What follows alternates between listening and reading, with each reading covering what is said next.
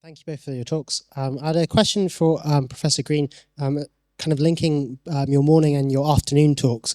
In your morning talk, you went through Romans 1, the passage on people's knowledge of God, even those who don't believe in him.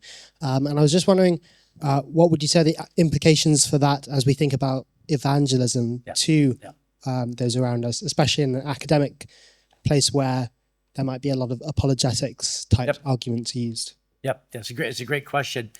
So when I teach on this, your theology drives your methodology, right? Your theology is going to drive how you think about applying your theology. And so I won't take this time to tell my stories, but if I'm meeting with someone who's confessedly not a Christian, when I approach them, I'm not approaching them as someone who just needs a little nudge and then it'll all be clear, right? But I'm approaching him as someone who is in a deep moral, spiritual darkness. And the only thing that's going to make them alive is God's grace shown through the gospel. That doesn't mean I stop apologetics or evangelism. It kind of drives me to engage in apologetics and evangelism.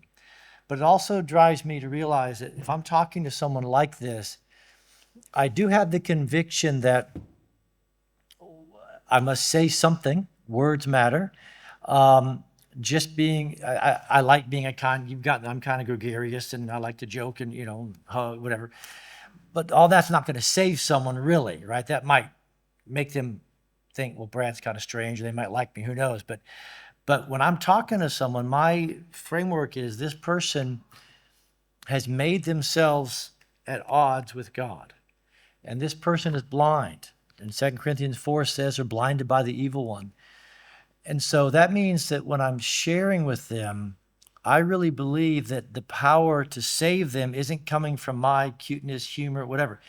It is coming from the power of God. And for that power to be unleashed, the ordinary means by which that power is unleashed and it'll bring them to faith is a spoken gospel word.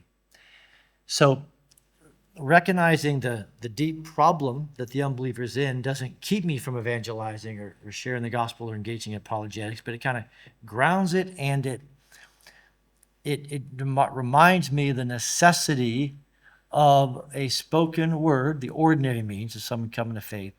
It reminds me of the necessity of a spoken gospel in general to bring that person to faith.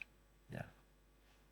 So that's we could talk a lot about that, but where you start has a lot to do with kind of where you end up in your methodology. Yeah. Great question. I think we have time for just one more question. I'm sorry, but there's seminars after this, so you'll be able to. This fine fella after that. Yeah. After that talk. Nope, Tim. There were two in the middle.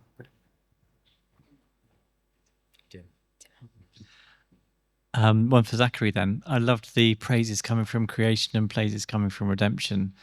And I wondered if you wanted to commend or speak to how we might use what you might call natural theology or the signposts from creation in a way that in no way denigrates or deletes the reality of people's dead hearts, but how the signposts of creation can also work with the signposts in Scripture. There's an opportunity to speak to natural theology. Yeah, sure. So Tim knows I'm a big fan of natural theology, so thanks for giving me the chance to talk about that. I think there is a really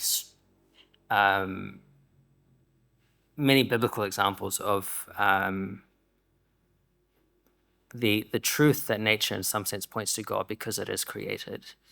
So there's no conflict between natural theology and the need for redemption, but I would say, and this may be contentious, but I would say it's quite clear through my understanding of Christian history and doctrine and biblical revelation that there is a knowledge of God that is available through nature.